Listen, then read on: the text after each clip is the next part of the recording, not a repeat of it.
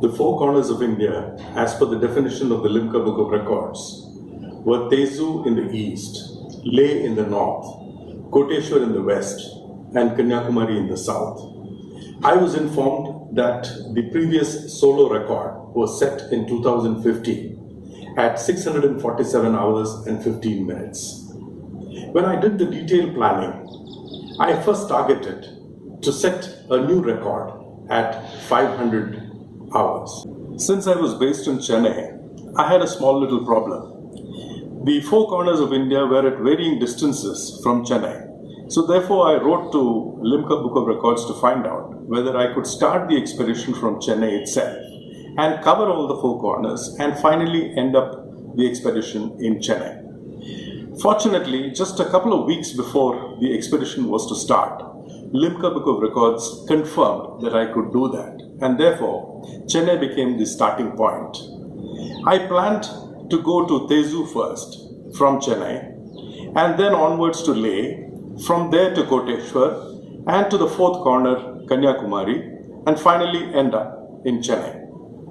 One of the conditions laid down by Limca Book of Records was that the entire expedition had to be recorded. Now, I didn't know how to get this organized, but then a Facebook friend came to my rescue.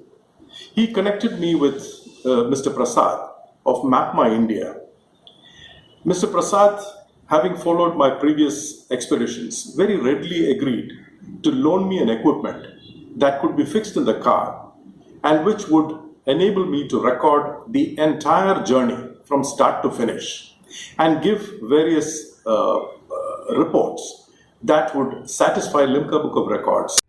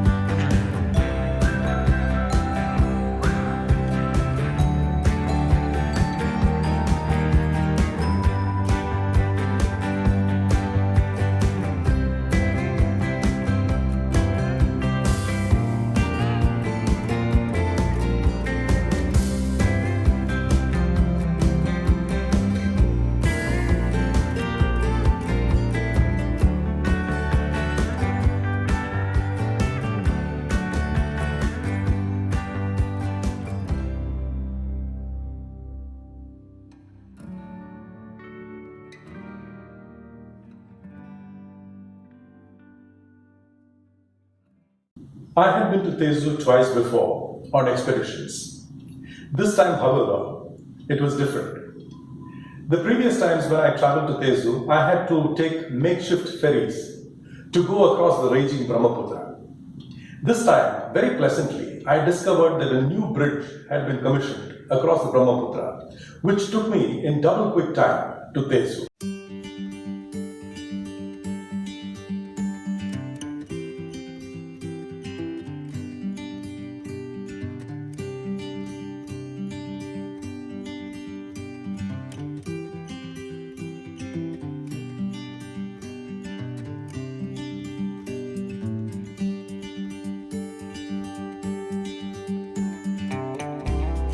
To attempt the drive to Tezu, I stayed overnight at Tinsukia. So when I left the hotel in the morning, I told them that I would be back around noon from this trip to Tezu. The hotel manager was a bit skeptical about it because he said that it would take me at least 4 hours one way.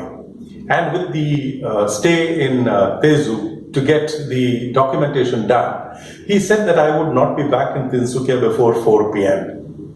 However, I beat his odds and returned by about 11 a.m. after the drive to Tezu because I started very early, around 4ish in the morning from the hotel. And I also got my documentation done quickly so that I could be back before noon to Tinsukia.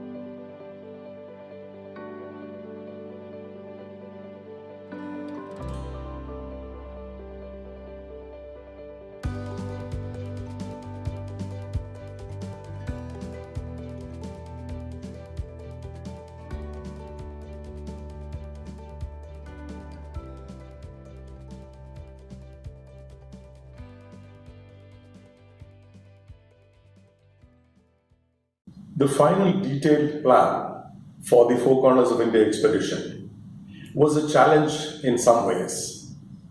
To decide on the route to Leh was one of them.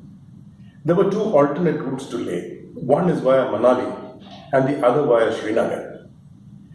Very readily, I initially agreed to the Manali to Leh route because of the prevalent conditions in Jammu and Kashmir on the Jammu-Srinagar-Leh route.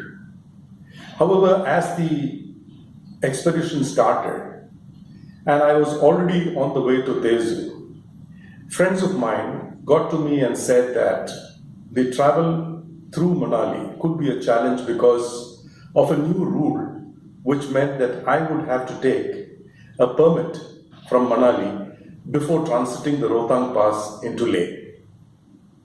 When I calculated the risks associated with losing a day via Manali to take a permit and those associated with traveling through Srinagar, I decided that at least one way I would try out the Srinagar route. I was scheduled to stay in the CRPF camp in Badgaon while I was in Srinagar. Just before reaching Srinagar, I went into a fuel station and fueled up so that it would last me till I reached Leh. Just after I left the fuel station, a warning light came up which said that the brake pads were worn out. I was alarmed. This would actually delay my expedition. However, after reaching the CRPF camp in Badgaon, I rang up the Mahindra on-road assistance.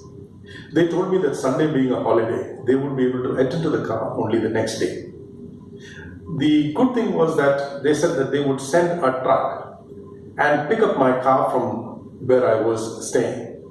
And truly enough, next day morning at 9 a.m., a truck came up and two very amiable gentlemen got the vehicle, the Mahindra XUV 500, onto their truck and drove to the service station. At the service station, they told me that it would take about 3 hours for them to attend to the problem that was there in the car. In less than 3 hours, they attended to the brake pads, they replaced the old ones, and then I was on my way back to the CRPF camp.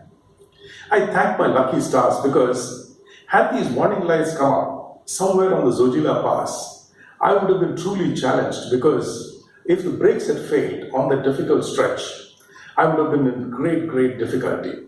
This is where you will find that the unseen hand of God travels with you wherever you go. Once I got back to the CRPF camp, instead of spending the rest of the day in the CRPF camp, I thought I would travel onwards to Sonmarg and spend the night there. But when I reached Sonmarg, I found that I had enough time to get across to Kargil. So when I asked the sentry at the post where normally they restrict traffic beyond 5 p.m., he told me that I could get to Kargil in about an hour and a half. But even though I had set forth from Sonmarg at 4:30 in the evening, by the time I got to Kargil, it was about 8:30 in the night because of the humongous traffic and the extremely poor road conditions.